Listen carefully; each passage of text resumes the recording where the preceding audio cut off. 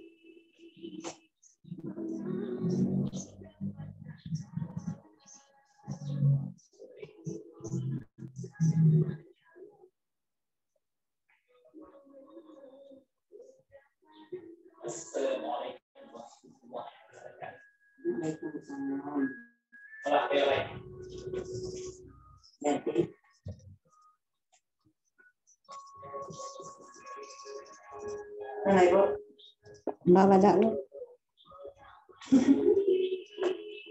Badaknya anak, woi. Ada cik dulu. Kalau badak lo tuh. Nah, lolos ke biasa lo nah. Bulu mata apa yang lo pakai?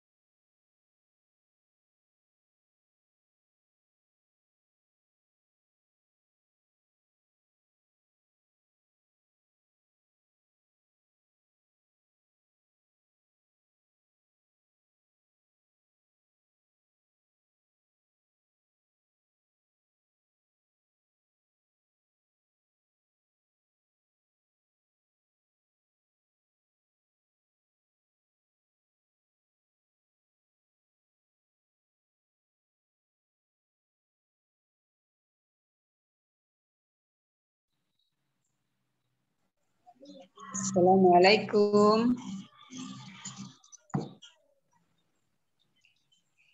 Waalaikumsalam, Bu Huria.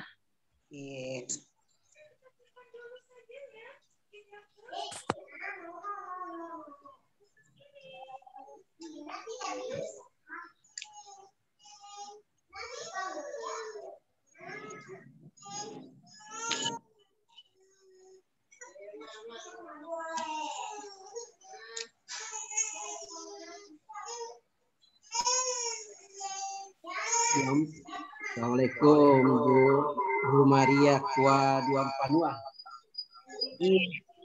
Oh, sama-sama. Saya di Kalimantan Timur. Sulawesi Selatan ini Ustaz. Ya, sama. Saya juga orang Sulawesi, tapi tinggal di Kalimantan Timur.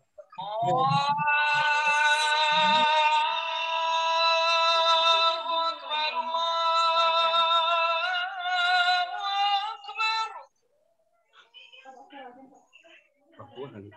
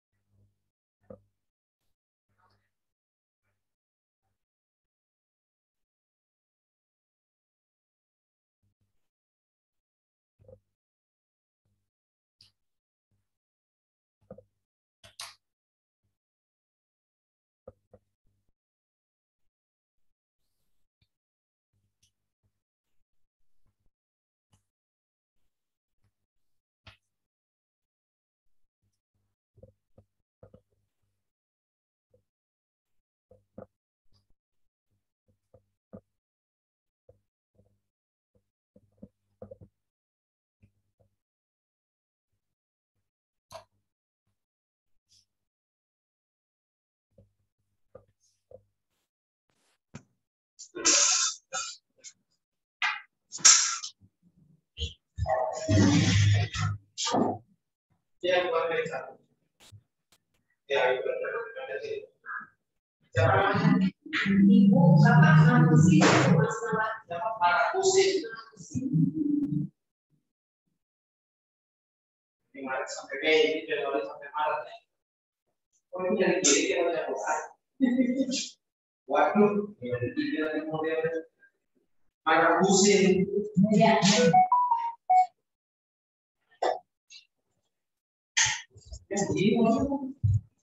Kenapa? Iya, lain ya. Iya, kemarin juga.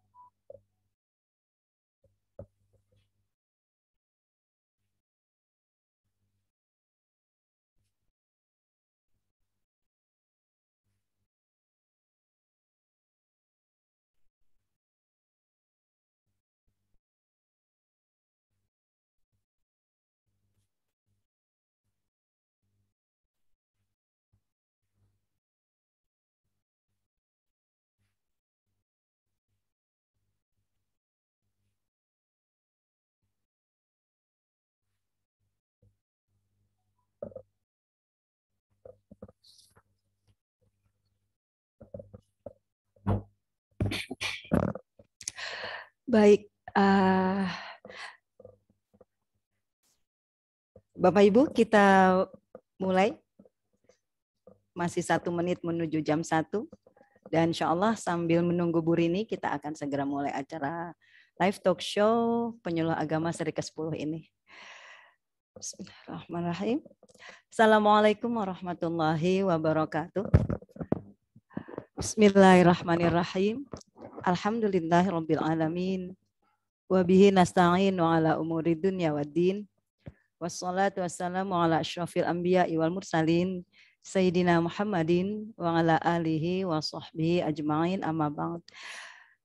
Selamat siang, selamat bergabung Bapak Ibu penyuluh, tokoh-tokoh agen perubahan di tempat kita masing-masing. Di kesempatan siang hari ini, Jumat 8 Oktober 2021, kita berkumpul untuk membincangkan gerak penyuluh sehingga menjadi ikon tersendiri, yaitu penyuluh agama Islam bergerak. Di kesempatan nanti kita akan bertemu dengan Ibu Rini, Bapak Munir, dan Bapak Mukhlis selaku pemantik dan narasumber kali ini. Kita mulai dengan terlebih dahulu membacakan basmalah. Bismillahirrahmanirrahim. Penyuluh agama Islam sebagai juru dakwah ataupun dai adalah melakukan dan mengembangkan kegiatan bimbingan atau penyuluhan agama dan pembangunan melalui bahasa agama kepada masyarakat. Posisi penyuluh agama Islam inilah menjadi sangat strategis baik untuk menyampaikan misi keagamaan maupun misi pembangunan. Bapak Ibu penyuluh, Direktur Jenderal Penerangan Agama Islam, yaitu Bapak Haji Juraidi, beliau menyampaikan dalam satu kesempatan ceramah beliau, ada 15 poin arah kebijakan Kemenak tahun 2020-2024. Dan penyuluh agama Islam ada di ranah 1 sampai dengan ranah 5. Sementara ranah 6 sampai dengan 10 itu mengisi sisi-sisi pendidikan.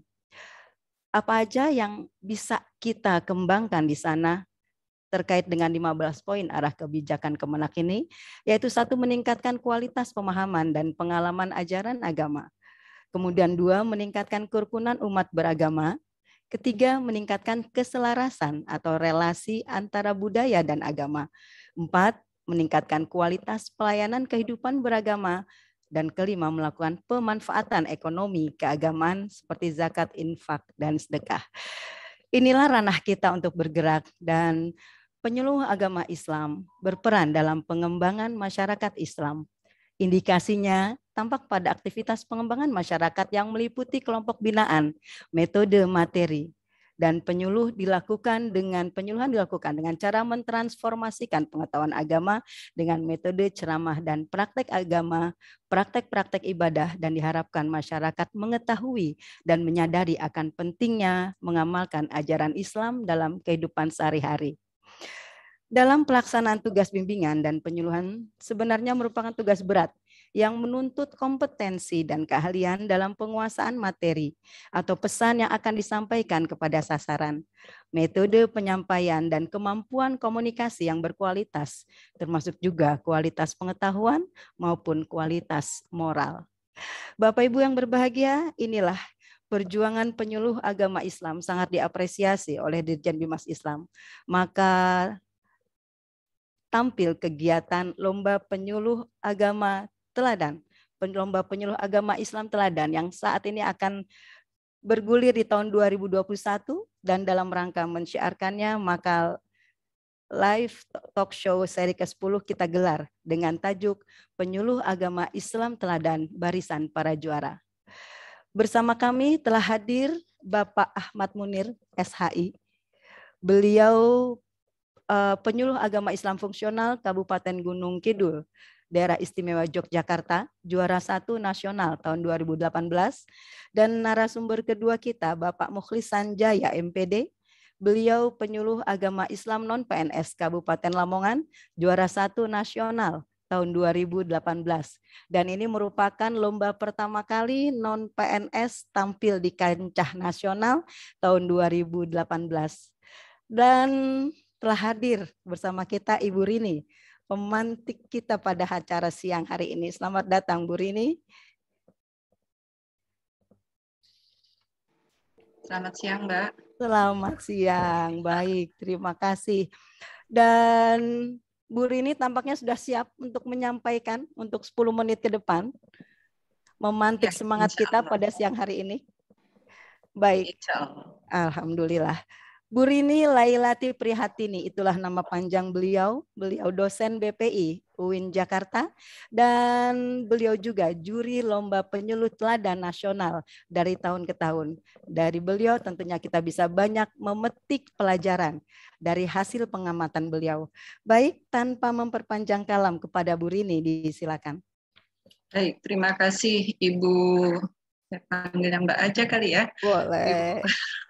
Oke, Ibu Murdiati Fauziah. Baik. Terima kasih. Bismillahirrahmanirrahim. Assalamualaikum warahmatullahi wabarakatuh. Waalaikumsalam warahmatullahi wabarakatuh. Puji syukur kita panjatkan atas kehadirat Allah Subhanahu wa Ta'ala yang telah memberikan nikmatnya pada kita semua, sehingga kita bisa bertemu dalam pertemuan yang luar biasa, yang penuh rahmat, yang penuh berkah ini, dan kita bisa bersilaturahim dalam pertemuan yang virtual ini. Salawat dan salam kita panjatkan salawat dan salam kita curahkan kepada beliau Nabi Muhammad SAW. Bapak Ibu yang saya hormati, yang saya banggakan, yang bahagia, saya akan sapa kepada Bang Naif Adnan yang telah menggagas acara live talk show penyuluh agama, sekarang sudah masuk pada seri ke-10. Sehat-sehat ya Bang, terima kasih saya sudah diundang ke acara yang luar biasa keren ini, yang saya bisa bertemu bertatap muka dengan teman-teman penyuluh, sahabat-sahabat penyuluh yang luar biasa, dan saya tentu saja banyak belajar dari Bapak dan Ibu sekalian. Kemudian saya akan serta juga yang terhormat dan yang saya banggakan, Bapak Ahmad Mukhlis selaku yang menjuarai kegiatan penyuluh agama nasional untuk penyuluh agama fungsional di tahun 2018. Kemudian yang saya hormati dan banggakan juga Bapak Mukhlis, ya Bapak Mukhlis yang menjuarai penyuluh agama Islam honorer di tahun 2018, dan juga yang pada Ibu Siti Murdiati Fauziah selaku moderator, dan juga yang menjuarai kegiatan penyuluh agama Islam fungsional di tahun 2019. Dan yang saya hormati tentu saja semua Bapak dan Ibu yang hadir di ruangan virtual ini. Semoga kita semua berada dalam keadaan sehat dan baik. Tidak mudah sebenarnya berbicara di depan Bapak dan Ibu praktisi dan akademisi yang mempunyai banyak pengalaman tentang penyuluhan seperti itu. Dalam setiap kegiatan penyuluh agama, kegiatan pemilihan penyuluh teladan nasional ini, saya sesungguhnya banyak betul belajar dari pengalaman Bapak dan Ibu di lapangan. Bapak dan Ibu yang kita bisa amati dalam kondisi hari ini, tentu saja kita melihat banyak sekali terjadi perubahan. Kita mengalami hal-hal yang disebut dengan era disruption. Nah, era disruption ini tidak hanya pada persoalan teknologi, bahkan kalau boleh dibilang sekarang kita memasuki era yang double disruption. Setelah 2 tahun ini kita mengalami masa pandemi yang luar biasa, yang mungkin banyak orang menjadi susah untuk melakukan move on, untuk pindah pada hal-hal yang baru seperti itu. Nah, ini tentu saja yang harus kita pelajari, yang harus kita sikapi terhadap perubahan ini semua. Karenanya, memasuki perubahan-perubahan tersebut itu tentu saja banyak hal yang harus kita antisipasi, yang harus kita lakukan, amati terhadap perubahan yang terjadi sekarang ini. Nah, kita tentu harus bersiap ya. Apa yang tadi sudah dikatakan oleh Ibu moderator tadi, tentu di sini melihat bagaimana apresiasi yang diberikan kepada para penyuluh, penyuluh fungsional maupun honorer, itu artinya melihat bagaimana kesiapan Bapak dan Ibu untuk mengantisipasi perubahan-perubahan yang terjadi. Nah, di sini dan ini tentu saja tidak mudah ya menghadapi perubahan itu, karena perubahan ini tidak harus terjadi pada orang dalam kasta tertentu atau pendidikan tertentu, tidak. Bahkan orang yang mempunyai pendidikan tinggi pun belum tentu mampu melakukan atau mampu bersiap untuk melakukan perubahan itu. Dan karenanya kita selaku orang, yang diberi kesempatan, yang selalu diamanahkan untuk bisa bekerja dengan baik, tentu saja kita harus mampu menjaga pekerjaan itu dengan baik. Dengan cara apa? Tentu saja dengan cara terus mengupgrade diri kita dalam kegiatan itu. Karenanya menghadapi kondisi pandemi dan kemudian disruption dalam teknologi yang disebut dengan artificial intelligence, itu tentu saja banyak yang harus bersiap, karena kondisi pandemi ini itu ibaratnya sebagai garis tengah kita untuk belajar pada masa lalu, in the past, dan kemudian masa depan, in the future. Masalahnya kita siap nggak dengan perubahan ini seperti itu? Karena kita kadang-kadang terjebak pada pemikiran masa lalu, padahal kita hidup sekarang dan kita harus berpikir untuk masa depan. Ini yang kemudian seringkali menyulitkan kita ketika kita tidak mau melakukan perubahan. Untuk itu ada beberapa kata kunci yang sebenarnya bisa menyiapkan kita untuk siap dalam bentuk perubahan. Pertama adalah self-driving. Self-driving itu artinya bagaimana kita mampu memotivasi diri kita untuk menghadapi situasi apapun. Kemudian yang kedua, kata kuncinya adalah kemampuan kita beradaptasi. Nah, seperti itu. Jadi adaptasi dari masa ke masa. Kalau tadi pandemi mempunyai 3 garis kehidupan sebagai pemisah antara masa lalu, sekarang, dan masa depan, maka kemampuan kita beradaptasi menghadapi hal-hal ini. Kemudian yang ketiga adalah perilaku kita, kemampuan kita untuk bersikap lebih fleksibel. Dan yang keempat, kata kunci yang paling sangat penting adalah kemampuan kita untuk mau menggali, mengeksplor semua kemampuan kita, keterampilan kita, dan apapun. Karena kita perlu menjaga apa yang sekarang kita miliki. Dan ini menjadi tidak mudah, karena di luar sana banyak orang kemudian yang mencari pekerjaan, kemudian dan ketika keterampilan dan pengetahuan itu tidak kita asah, kita jaga, maka akan menjadi useless, akan menjadi tidak berguna, karena kehadiran artificial intelligence akan mempercepat keusangan kita dalam pengetahuan dan keterampilan ketika kita tidak mampu menjaganya atau mengembangkannya. Karenanya itu tadi kata kunci untuk menjaga. Nah, bagaimana kemudian untuk mengimplementasikan? Tentu saja dituntut suatu kepekaan terhadap lingkungan sekitar, dan kemudian mampu mengambil kesempatan yang ada. Nah, kesempatan untuk mengembangkan diri dan orang-orang di sekitar kita. Nah, ini yang bisa kita pelajari, yang kita bisa ambil, memetik pelajaran yang dilakukan oleh Pak Ahmad Munir, oleh Pak Mukhlis, oleh Ibu Murdiati. Nah, mereka tentu tidak langsung masuk kepada pemilihan tingkat nasional. Mereka tentu sudah mengalami seleksi yang ketat dari tingkat kabupaten kota, kemudian diseleksi di tingkat provinsi, hingga akhirnya mereka menjalani seleksi di tingkat nasional. Nah, proses ini tentu saja menjadi tidak mudah, terutama melahirkan apa yang akan mereka bisa berikan. Mereka bisa melahirkan seperti Pak Ahmad Munir berbicara tentang ketahanan keluarga, kemudian Pak Mukhlis berbicara tentang metode penghafal Al-Quran yang efektif, yang kemudian orang bisa melakukannya. Ini tentu dibangun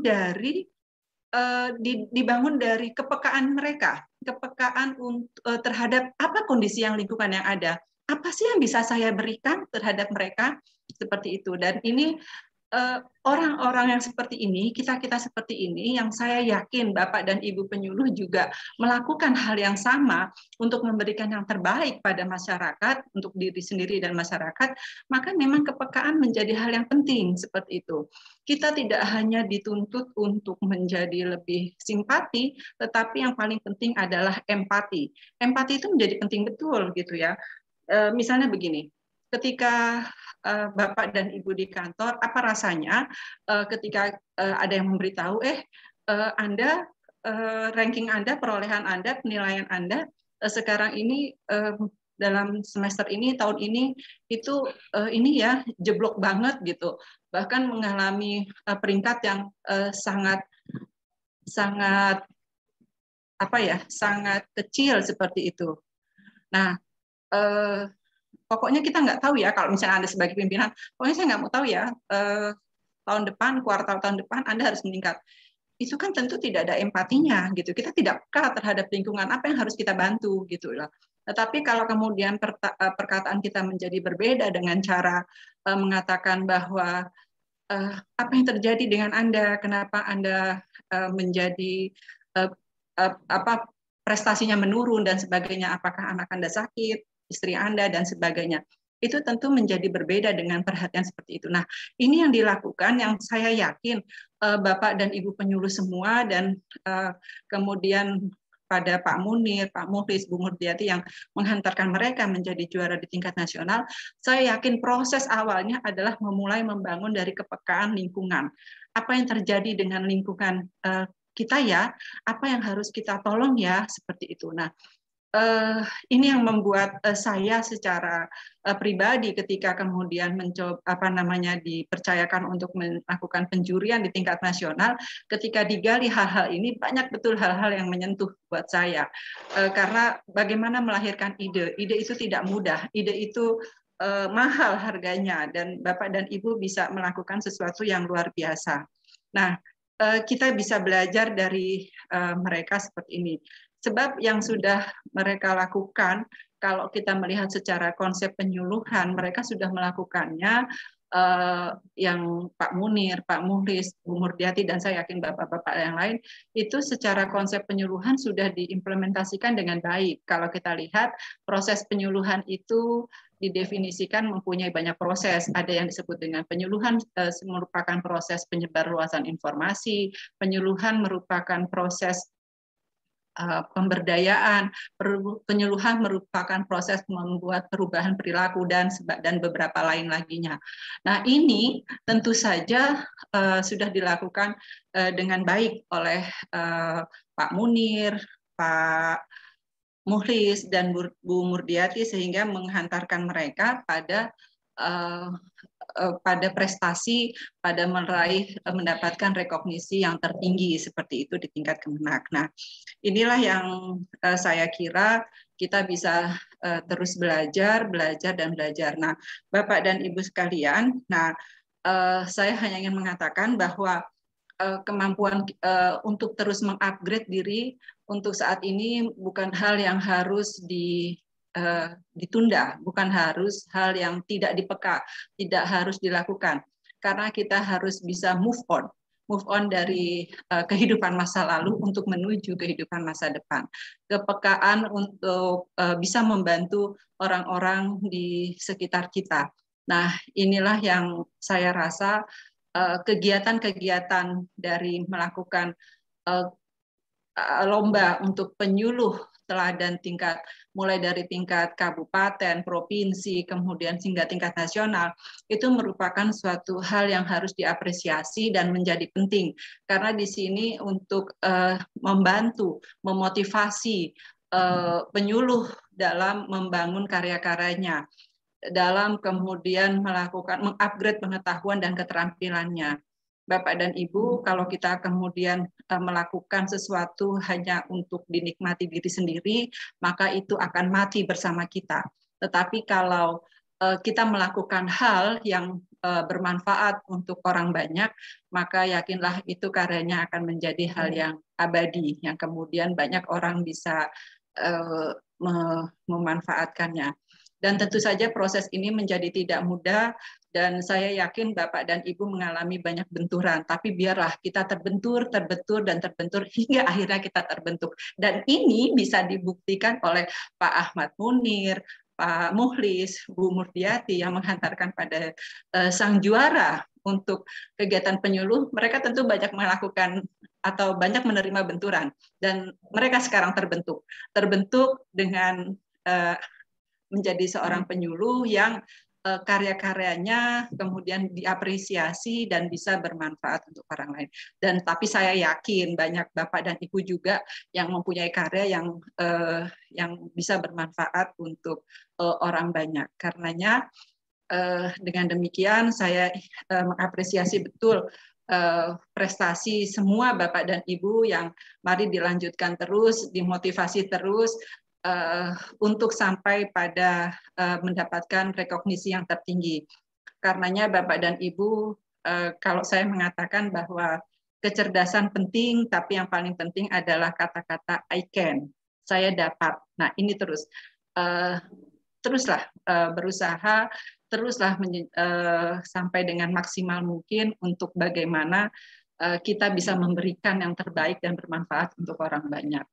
Saya kira itu saja, dan saya mungkin untuk hadirnya acara ini saya akan menyimak, tapi mungkin setengah perjalanan barangkali ya Ibu Murdiati, karena saya ditunggu untuk kegiatan yang lain. Tapi saya menanti kegiatan ini karena beberapa episode sebelumnya juga saya hadir, dan senang saja mendengar bagaimana berbagi pengalaman penyuluhan. Kebetulan saya di Prodi Bimbingan Penyuluhan Islam, dan tentu saja harus banyak menghadirkan atau memberikan info pengetahuan pada mahasiswa kami bagaimana kondisi penyuluh lapangan seperti itu, agar mereka mencintai dan agar mereka mau nanti setelah selesai saya akan menjadi penyuluh. Dan itu setiap kali memulai perkuliahan saya tanya, cita-citanya jadi apa ya, saya bilang gitu, dan banyak juga yang mengatakan saya akan menjadi seorang penyuluh.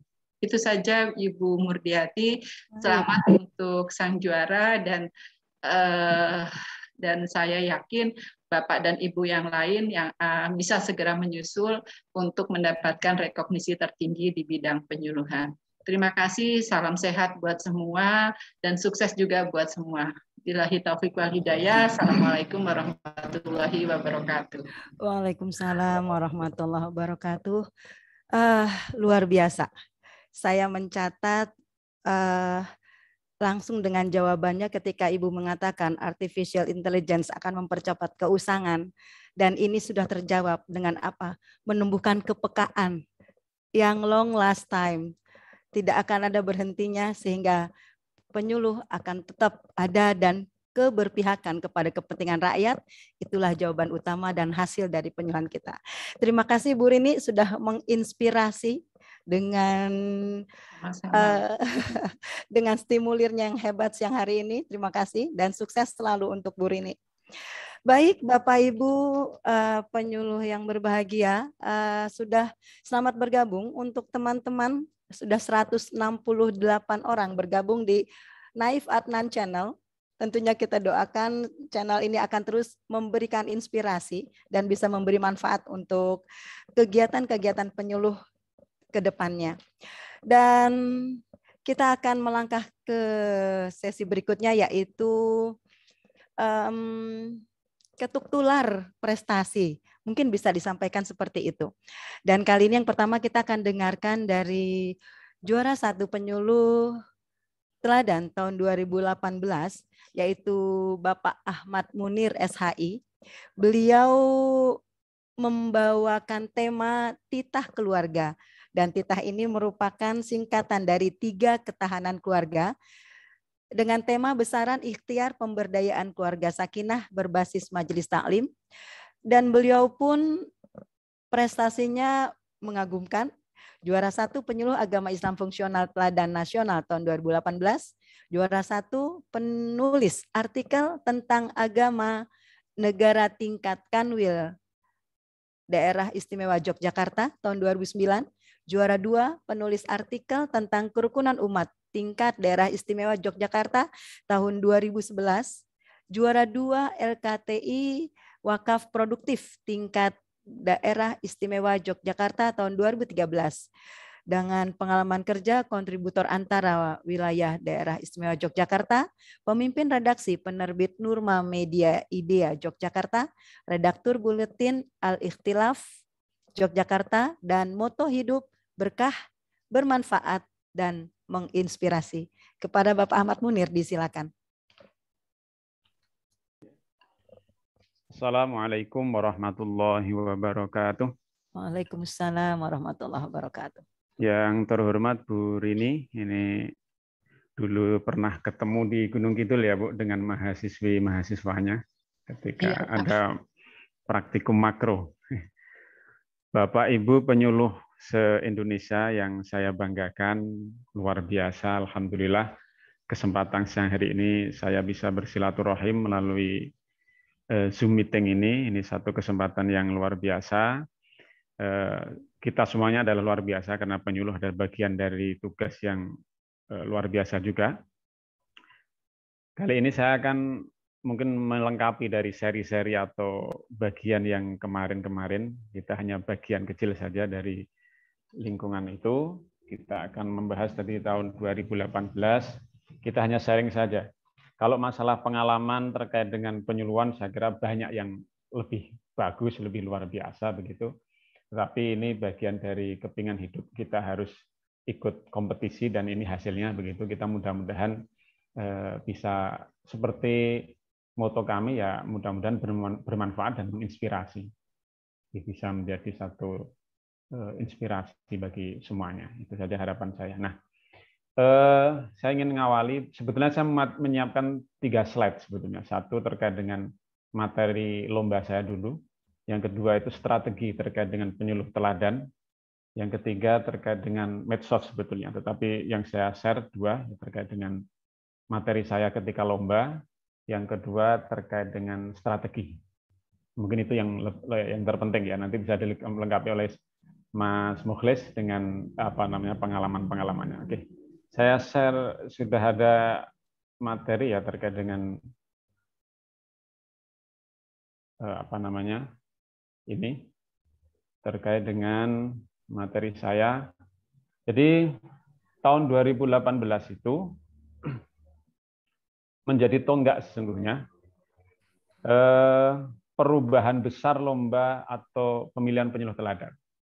Saya mempelajari juklak juknis penyuluh teladan itu dari tahun-tahun sebelumnya, bahkan tahun 2017 itu saya mempelajari hampir semua slide para juara itu. Itu ternyata ada perubahan paling besar tahun 2018. Ketika tahun 2017 dan sebelumnya, penilaian itu fokusnya pada portofolio dan presentasi.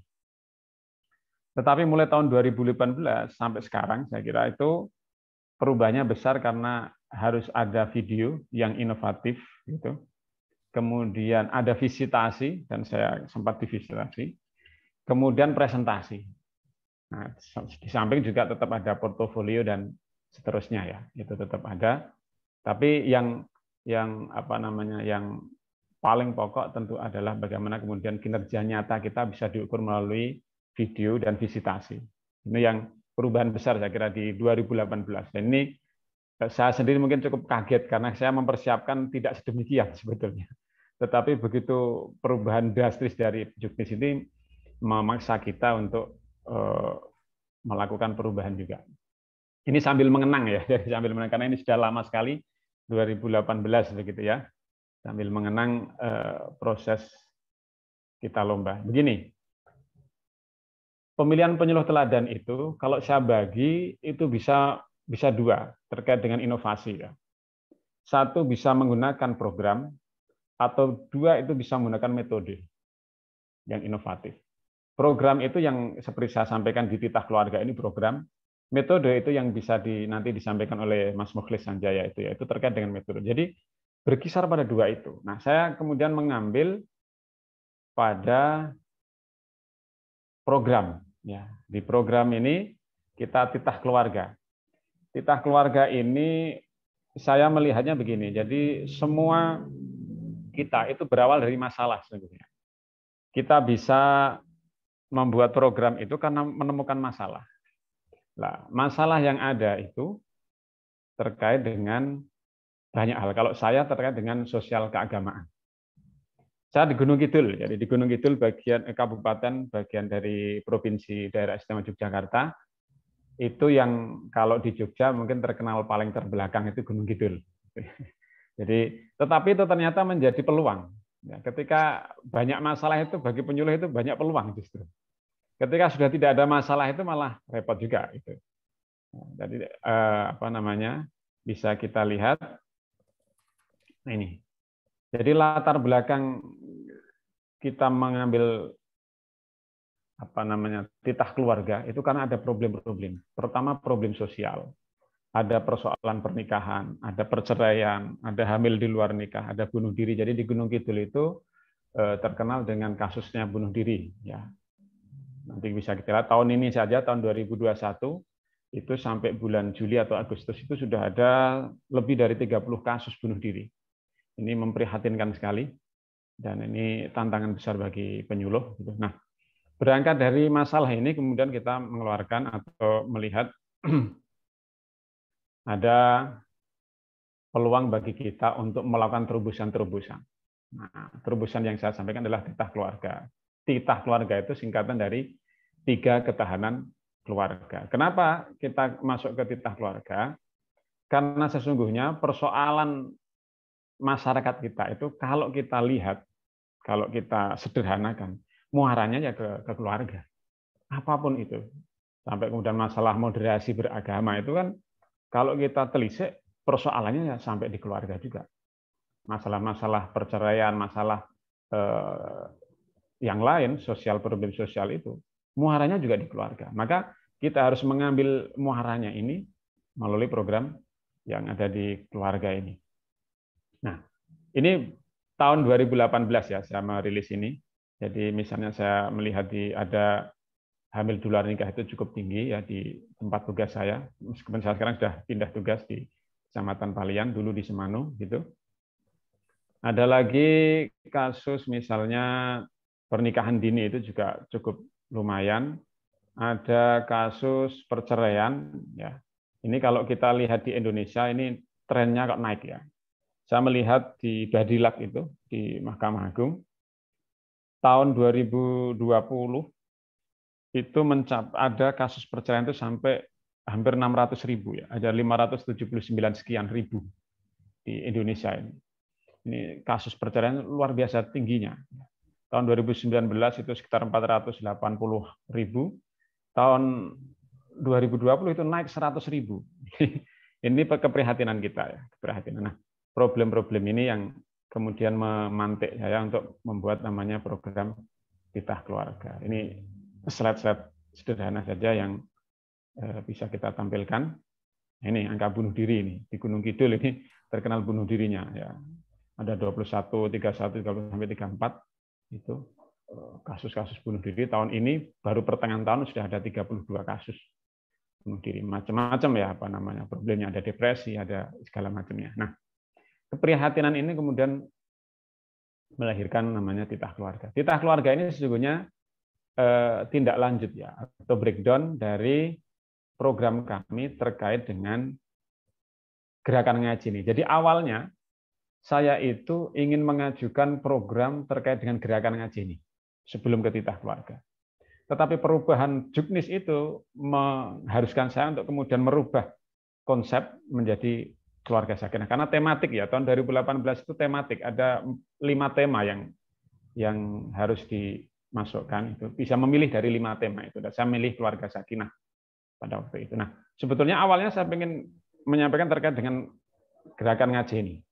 Gerakan ngaji ini itu satu keprihatinan kita terkait dengan maraknya radikalisme, perceraian, bunuh diri, dan segala macamnya itu. Kemudian kita masukkan dalam gerakan ngaji ini.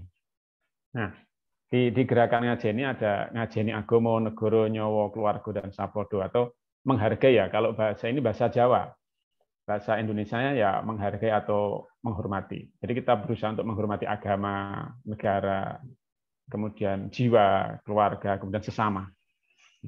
Nah, ini sudah dilonceng oleh Bupati. Jadi program ini sudah dilonceng oleh Bupati Gunung Kidul, dan saat kemarin itu sebenarnya sudah diadopsi oleh Dinas Kebudayaan untuk dijadikan satu program ngaji ini di Dinas Kebudayaan program ini. Ini ketika launching ya, ketika launching gerakan ngaji ini. Jadi sudah ada satgasnya. Kalau sekarang ada Satgas COVID, ya dulu itu kami membuat namanya Satgas Gerakan Ngaji ini. Ini sudah diliput di Republika, kemudian di beberapa media, ya, ada di beberapa media yang waktu itu menyampaikan. Nah, tetapi kemudian ini kurang itu luas sekali karena melibatkan banyak sekali komponen ya, stakeholder, mulai dari dinas-dinas itu ya, itu banyak sekali. Nah, kemudian kita kerucutkan menjadi ini muaranya di keluarga, maka kemudian saya menggagas namanya Titah Keluarga. Titah Keluarga itu ketahanan di spiritual, keagamaan, ketahanan di bidang sosial, dan ketahanan di bidang ekonomi atau sosial. Nah, ini yang nah, basisnya adalah penggeraknya adalah di Majelis Taklim. Ini basisnya Majelis Taklim menggerakkan keluarga, kemudian menggerakkan masyarakat.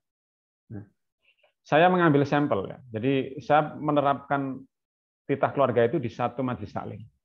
Namanya Majelis Taklim Al-Ikhlas. Itu di Padukuhan Ngalangombo, itu daerah yang terisolir. Kemudian kalau jaringan internet nggak ada di sana begitu. Jadi sangat terisolir begitu. Kemudian kita coba dari nol. Saya melihat awal di sana tahun 2014 di Padukuhan Ngalangombo itu saya ikut pertama kali ke sana itu hari Jumat, saya masih ingat. Itu yang Jumatan hanya 10 orang gitu ya. Padahal banyak sekali laki-laki di sana itu. Ngajinya juga nggak ada kegiatan, dan problem sosial juga lumayan. Nah, kemudian saya masuk sedikit demi sedikit melalui program Majelis Taklim itu. Kemudian kita kembangkan menjadi beberapa program, mulai dari ya kalau keagamaan jelas kita mulai menggunakan pendidikan di Majelis Taklim, ada Sapa Keluarga, kita silaturahim ke keluarga-keluarga begitu. Setiap selesai ngaji kita tanya, ada keluarga yang sakit, ada keluarga yang punya masalah, kita ya sekedar silaturahim saja, kita mendoakan begitu. Nah, ternyata pendekatan personal itu memberikan efek yang luar biasa karena kemudian mereka akan tertarik untuk ngaji. Ya, meskipun kita ke sana ya sekedar silaturahim, mendoakan gitu, tapi itu punya efek. Nah, ini kondisi di Ngalangembuh ya. Ngalangembuh, dan kita menggunakan titah keluarganya. Slogan kita adalah jejeg imane, apik serawunge mapan ekonomi, atau dalam bahasa Indonesia ya kuat iman, bagus sosialnya, mapan atau tertata ekonominya. Itu slogannya. Implementasinya ini ya. Jadi program titah keluarga itu harus meliputi spiritual. Apa? Yang kita lakukan adalah membutuhkan majelis taklim, ada kajian keislaman, Al-Quran, namanya komunitas maslahah, itu komunitas ibu-ibu muda, karena mereka yang bisa menyalurkan kepada anak-anaknya. Juga bisa kita kader menjadi ustadzah untuk TPA itu ya, untuk TPQ. Ada konsultasi keluarga. Di bidang sosial kita silaturahim gitu ya. Kemudian kita kerjasama dengan ini. Jadi penyuluh itu tidak bisa, kalau ingin berhasil tidak bisa hanya bertumpu sendiri, tetapi harus menjalin kerjasama seluas-luasnya. Kita menggandeng ada puskesmas, kita menggandeng ada penyuluh KB, kita menggandeng ada Basnas, dan sekian banyak itu dalam rangka untuk mensejahterakan masyarakat melalui majelis taklim. Maka kemudian kita ada pembentukan kader kesehatan, Pospindu itu ya, ketahanan kesehatan itu, kita gandeng kerjasama dengan puskesmas. Jadi di majelis taklim itu ada kader-kader kesehatan. Dilatih bagaimana men-screening awal begitu, penyakit-penyakit gitu ya, itu diberikan pembekalan begitu.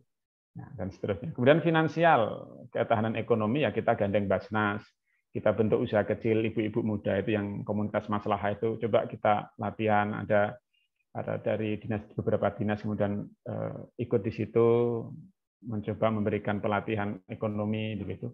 Nah, ternyata itu efektif untuk kemudian meningkatkan taraf ekonominya. Ya, ada Basnas itu namanya program kambing ya, jadi kita kasih kambing, dikembangbiakkan dan seterusnya menjadi aset dari majelis taklim. Nah, hasilnya ini awal-awal sholat itu ya berapa persen itu, kecil sekali, tidak ada 30% mungkin. Kita kalkulasi pada ketahanan spiritual itu mencapai 95% ya. Kemudian kemampuan baca Al-Quran meningkat, praktek kehidupan sehari-hari itu juga meningkat, gitu. Kesadaran infak kurban itu dulu tidak ada kurban di sana itu ya. Jadi saya masih ingat tidak ada pemotongan hewan kurban. Tapi alhamdulillah sekarang itu sudah lumayan orang berkurban, kesadaran berkurban. Ada sosialnya juga, ikatan sosial juga menjadi tinggi dari berawal dari itu. Kemudian finansial juga meningkat jelas, jadi mulai pemberdayaan di ekonomi itu meningkat. Nah, ini sekilas ya. Nah, kemudian ternyata tidak harus berhenti di situ. Nah, ini kita menerapkan itu di satu komunitas. Nah, tetapi namanya program inovatif itu kan sebagai pemantik saja sebetulnya. Intinya bagaimana kemudian itu bisa menginspirasi. Maka slogan saya itu selalu menginspirasi. Bagaimana kemudian program saya itu bisa diterapkan di wilayah yang lain. Dan ini sangat mungkin untuk diterapkan di wilayah-wilayah yang lain. Bagaimana kemudian menerapkan 3 ketahanan ini. Kalau di Perda Ketahanan Keluarga itu kan ada 8, tetapi kalau kita peras sebenarnya 3 ini yang kemudian menjadi titik pentingnya gitu ya. Nah, inilah program inovatif yang lain adalah kita waktu itu ada aplikasi ya, itu awal-awal 2018 itu kita ada aplikasi Al-Munir itu dalam rangka sekarang sudah pada melek teknologi begitu, maka kita juga harus masuk ke situ melalui aplikasi Al-Munir. Itu bisa di Play Store, itu bisa diketik aja Al-Munir itu ada beberapa panduan ibadah dan seterusnya sebagai cara kita untuk masuk pada generasi-generasi yang melek teknologi. Mereka bisa belajar di situ, jangan sampai kemudian tersesat di rimba teknologi ya, rimba informasi itu, maka kemudian harus kita kasih pancangnya, ya ini melalui sederhana ini ada aplikasi Al-Munir itu nanti bisa di-download itu dalam rangka untuk memberikan terobosan kepada para jamaah ketika mau belajar di internet gitu ya, coba buka ini yang kemudian bisa kita koneksikan ketika kita ketemu ya. Ini itu beberapa hal dari program kami terkait dengan program inovatif ya. Jadi intinya begini, program titah keluarga itu berangkat dari satu keprihatinan kondisi sosial. Ya, yang paling pokok waktu itu adalah problem keluarga dan problem bunuh diri. Nah, bunuh diri itu muaranya juga seringnya atau kita petakan seringnya karena problem keluarga dan ekonomi. Kalau masalah agama jelas ya itu. Jadi masalah agama itu jelas. Tapi seringkali maka sering ada guyonan. Gimana sering penyuluh di Gunung Kidul sering digugat begitu. Ini gimana ini penyuluhnya kerjanya kok angka bunuh diri tinggi terus tuh gimana kerjaannya? Ya kita guyonan ya gimana nggak tinggi wong mereka yang bunuh diri nggak pernah ikut majelis taklim gitu kira-kira begitu. Ya. Jadi kalau ikut majelis taklim ya nggak bunuh diri kira-kira begitu. Tapi itu hanya guyonan saya. Tapi ini menjadi satu perenungan kita bahwa kita harus kemudian mengembangkan penyuluhan kita dari majelis taklim menyebar kepada sampai ke keluarga-keluarga itu. Ya. 2 menit lagi, Pak Ya. Munir. Oke, itu kalau yang masalah apa namanya nanti strateginya mungkin di sesi akhir ya, Bu ya. Siap. Ya, di Tanya sesi jawab akhir ya. Ya, ada satu slide sebetulnya ini ya. Ada satu slide ini sebagai penutup saja. Baik. Oke. Ada satu slide terkait dengan kita masuk ini mungkin yang sudah mendekati mendekati lomba begitu. Ini berbagi saja nih. Yang namanya lomba itu seni. Apapun lomba itu seni, gitu ya. Maka ya harus indah. Itu prinsipnya. Mau lomba Al-Qur'an, mau lomba nyanyi, mau lomba apa, termasuk lomba penyuluh itu bagian dari seni. Karena bagian dari seni maka harus ada keindahan. Nah, konsep dasarnya adalah ketika penyuluh itu ya ini, memahami tupoksi. Memahami, tidak cukup memahami, melaksanakan. Jadi kalau hanya memahami tanpa tidak dilaksanakan ya tidak akan pernah bisa diwujudkan. Yang kedua itu juknis pilpai. Ini harus kita buka. Harus rajin membuka pilpai juknisnya. Penyuluh itu juknya seperti ini. Saya baca tahun 2021 saya baca juga. Berapa persen dan kemudian yang lain strateginya seperti apa itu ada. Nah, konsep dasarnya ini. Baru kemudian cari program inovatif aplikatif di kelompok binaan kita. Problemnya apa, kemudian kita masukkan apa. Nah, ini tugas pokok tugas kita. Nah, ini ada perbedaan besar ya. Sebelum 2018 dan setelah 2018 itu ada perbedaan besar. Kalau sebelum 2018 hanya berkisar 3. Saya pelajari dari tahun berapa itu sampai yang ke-9 itu hanya berkisar ini, portofolio, karya ilmiah dan presentasi. Tetapi begitu 2018 ketika era saya itu sampai sekarang itu setidaknya ada 7 menjadi tematik. Sekarang kan temanya pandemi gitu. Harus ada program inovatifnya, harus membuat video, harus ada kelengkapan portofolio, ada karya ilmiah dan visitasi, terakhir presentasi. Jadi ada dari 3 ini sekarang menjadi 7. Dan itu berawal dari tahun 2018 itu. Program inovatif itu ya harus unik lah ya. Harus unik, kemudian orisinil, boleh berbeda, boleh sama. Kalau sama, ada yang sama, maka harus menjadi lebih baik. Kalau bisa ya yang berbeda. Yang berbeda. Itu inovatif itu di situ.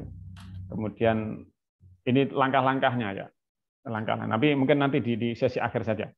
Langkah-langkahnya bagaimana membuat video yang inovatif, bagaimana kemudian membuat programnya, termasuk presentasi. Ini ya yang saya melihat presentasi di tingkat nasional itu bukan saya kemudian, tapi saya mempelajari gitu aja.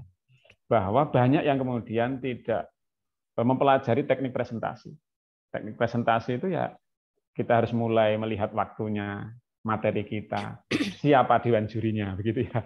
Nah, karakternya seperti apa. Kalau seorang dosen misalnya Bu Rini itu kan tidak mungkin kita ceramahi karena lebih pintar dari kita. Maka yang kita share adalah data-data misalnya. Jadi itu teknik ya. Siap. Nanti kita kembangkan lagi berdua dengan Pak Mukhlis nih Pak. Iya, nanti di akhir bisa kita sampaikan. Barangkali itu untuk sebagai awal ya, untuk awal. Iya. Kemudian bisa romantik ya. Baik. Terima kasih Pak Munir. Sama-sama. Baik, Bapak Ibu penyuluh se-Indonesia, alhamdulillah sudah 262 orang bergabung dengan kami di sini Naif Adnan Channel, dan kita sampai kepada narasumber kedua.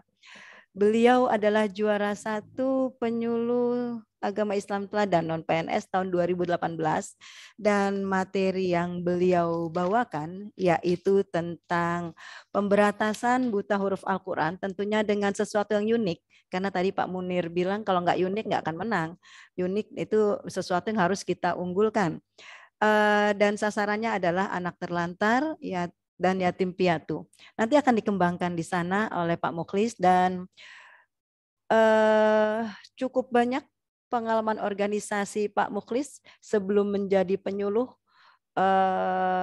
dan sesudah menjadi penyuluh, termasuk di yang terakhir yang beliau beri bold adalah pendiri Panti Asuhan Darul Aitam Al Khairiyah Kembang Bahu Lamongan. Dan prestasi akademiknya luar biasa, mahasiswa pasca sarjana dengan nilai cum laude dan karya tulis beliau penelitian tentang larangan nikah Podo Jejeke di Dusun Suko Anyar Lamongan dengan judul studi komparatif antara sosiologi hukum dan hukum Islam tentang larangan nikah. Ini kalau salah mohon maaf nih Pak Mukhlis, dialeknya di Dusun Suko Anyar Lamongan.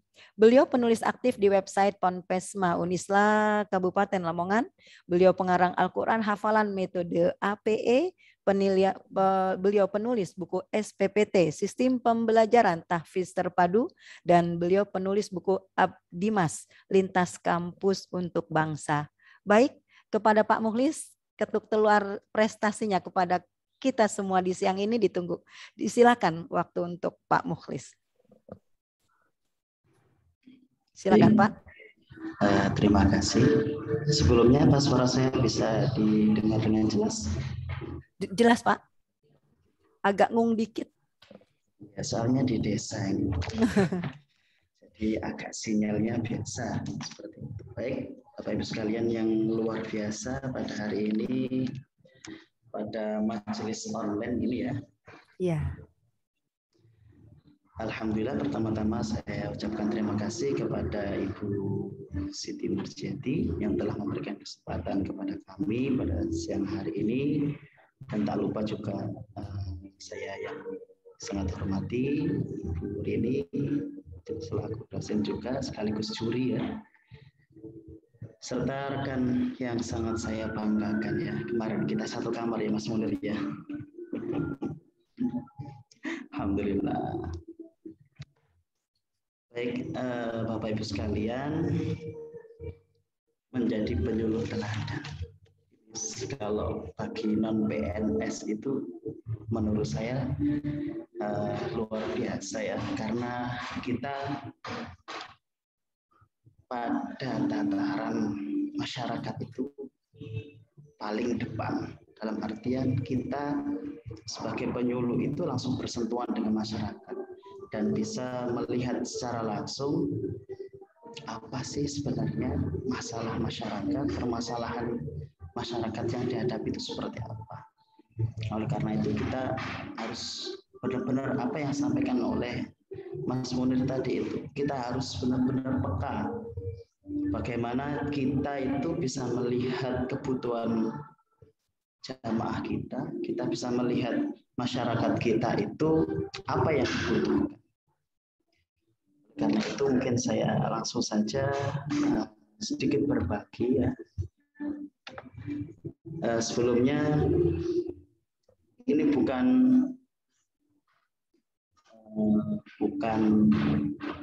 presentasi saat saya penyuluhan ya, karena ada sedikit miss ataupun kejadian yang menurut kami ya agak kurang berkenan, karena tapi apalah daya, itu sudah takdir ya.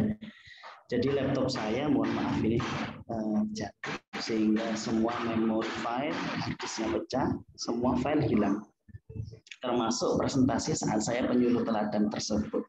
Sehingga ini hanya coretan sedikit ya.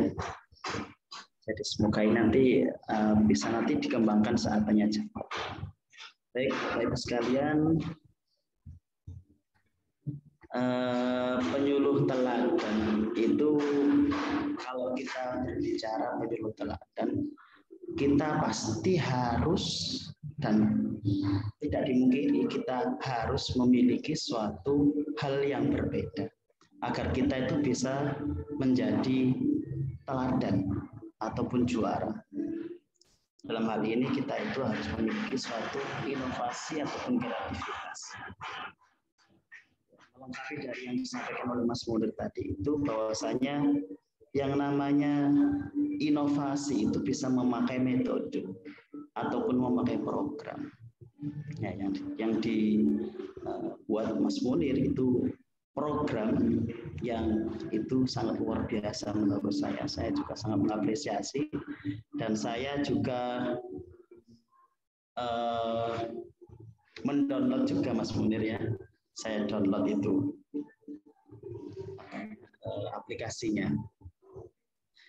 Baik, kalau kita nanti akan membuat suatu presentasi atau presentasi pada juri, dewan juri ya, kita harus bisa menampilkan ada beberapa hal yang saya masih ingat-ingat di situ. Ada, kita harus mengerti dulu inputnya. Jadi kita asesmen dulu, kita teliti dulu, kita lihat dulu apa yang terjadi di masyarakat, yaitu berbasis data semuanya. Jadi jangan sampai kita menayangkan sesuatu itu hanya perkiraan, apalagi katanya. Tapi kita semua harus berbasis data. Sebelum kita menganalisis nanti itu metodenya, terus metode penyuluhannya seperti apa, dan lain sebagainya. Ya, input dulu, asesmen semuanya. Jadi ada, kalau saya globalkan di sini ada 5 hal ya yang harus kita lakukan. Yang pertama adalah input, ciptakan ide kreatif. Yang ketiga, kita harus menyuguhkan di situ bagaimana proses pembinaan kita atau penyuluhan kita. Yang keempat, kita suguhkan hasil penyuluhan itu yang bisa dinilai dan rasional ya. Yang terakhir, kita butuh dukungan orang-orang ketiga atau pihak ketiga yang itu dinamakan dengan testimoni. Nah, untuk asesmen itu yang saya sampaikan pada penyuluhan teladan di Jakarta itu luar biasa, karena saya merupakan penyuluh non PNS pertama. Jadi saya tidak punya gambaran sama sekali. Ya. Mungkin kalau Mas Munir ada referensi dari penyuluh-penyuluh sebelumnya, walaupun juga nanti hasilnya juga Mas Munir pada waktu 2018 harus bermetamorfosis, merubah semuanya karena juknisnya baru. Nah, non PNS tidak ada pada waktu itu. Saya jujur saya sendiri kewalahan, dalam artian belum ada gambaran sama sekali. Akhirnya kami pun juga merapat. Pertama kami merapat pada penyuluh-penyuluh kami yang PNS di Kabupaten Lamongan. Alhamdulillah sangat antusias dan mereka mendukung sekali, memberikan banyak masukan-masukan sehingga terselesaikanlah makalah dan portofolio dan lain sebagainya itu. Nah ini sedikit cerita tadi ya. Untuk asesmen yang saya ambil di sini adalah anak-anak terlantar, anak-anak yatim dan yatim piatu. Karena saya melihat di sini kayak yang kalau saya ambil itu adalah bidang buta aksara Al-Quran, pemberantasan buta aksara Al-Quran. Saya melihat ketika anak yatim piatu, apalagi anak terlantar itu bisa dibayangkan, mereka tidak punya orang tua. Mereka untuk mencukupi kebutuhannya saja, mereka banyak yang kesulitan. Belum lagi mereka harus memiliki kasih sayang kedua orang tua. Sedangkan mereka hanya memiliki seorang ibu ataupun hanya seorang ayah. Kasih sayangnya sangat luar biasa kurang. Sehingga menjadikan anak ini mungkin ya agak tanda petik sulit dikondisikan dan lain sebagainya. Apalagi di bidang membaca Al-Quran rata-rata ataupun kebanyakan mereka itu sulit dikondisikan. Oleh karena itu berangkat dari masalah itu ya, anak terlantar, anak yatim piatu itu satu, degradasi moral. Yang Dua, anak tidak bisa mengaji. Yang ketiga, anak yang kecanduan HP dan pergaulan yang salah. Oleh karena itu saya mengambil yang bold itu anak yang tidak bisa mengaji. Karena salah satunya tadi ya faktor keluarga. Yang kedua yang saya analisis di situ adalah metode dalam mengajarkan hafalan ataupun mengajarkan baca tulis Al-Quran di daerah itu masih klasik. Jadi anak mendengarkan guru menulis dan lain sebagainya. Nanti anak ada yang lari ke sana, ada yang lari ke sini, dan seterusnya seperti itu yang biasa kita lihat. Nah, maka kita harus berpikir keras bagaimana itu tidak terjadi. Oleh karena itu akhirnya kita berusaha untuk saya melihat dari berbagai metode-metode yang ada, dari berbagai cara metode menghafal yang diciptakan oleh orang-orang yang luar biasa cerdas, luar biasa berpengalamannya. Dari situ saya pun belajar, saya coba pendekatan kepada orang-orang tahfidz, orang-orang yang bergerak di bidang hafal Al-Quran. Akhirnya dan saya masukkan pada kebutuhan anak-anak tadi itu. Ternyata anak-anak itu ketika diajari, kalau metodenya klasik mereka susah dikendalikan. Tetapi ketika mereka diajarin, ayo kita bermain dulu, main catur tahfidz, main ular tangga tahfidz, main remi tahfidz, seperti itu.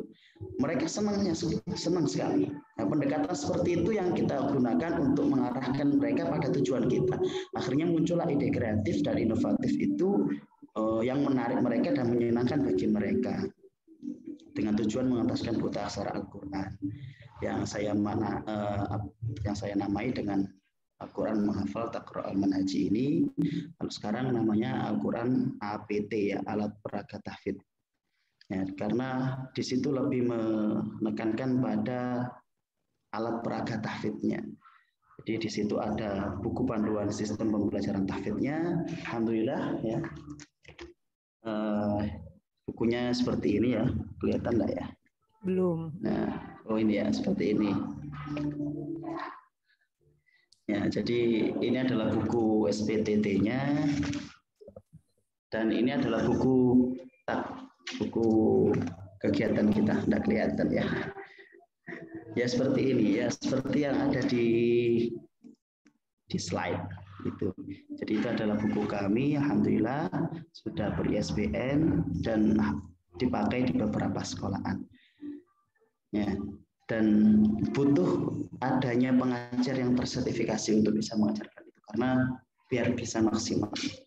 Ini pengembangan setelah dari lomba ya, setelah dari lomba itu kita munculkan sertifikasi pengajar untuk bisa diterapkan di daerah-daerah.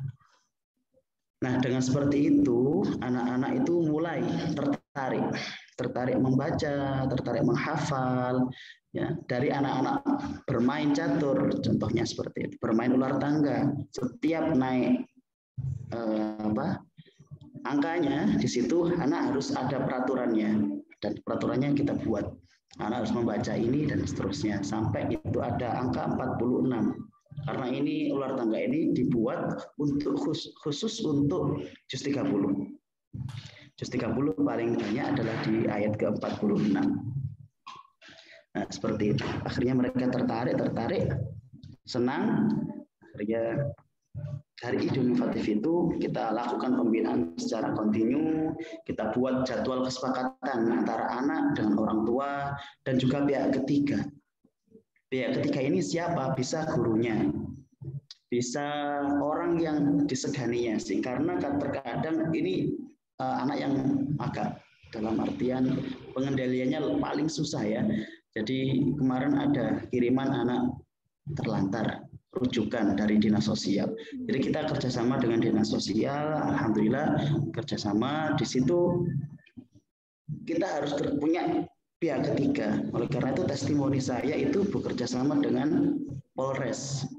Nah, saya sampaikan kalau anak-anak nanti tidak mengikuti peraturan yang ada dalam di sini, nanti bisa kalau nanti sampai kami keluar dari ini terus perjalanan lagi, ngamen lagi, nanti ditangkap Satpol PP, dimasuk ke Polres dan lain sebagainya. Itu mungkin pengajaran yang kurang baik, tetapi untuk kasus-kasus tertentu perlu diterapkan dalam artian di sini untuk pengendalian anak. Tapi kita tidak sampai seperti itu. Hanya akhirnya untuk anak itu bisa dikendalikan. Tujuannya tidak lain dan tidak bukan anak bisa membaca dan nurut dengan apa yang kita kerjakan. Susah, Pak. 3 menit lagi Pak Mukhlis. Terus selanjutnya adalah hasil pembinaannya. Dari hasil ini kita bisa sampaikan kepada Dewan Juri bahwasanya anak hafal minimal juz 30.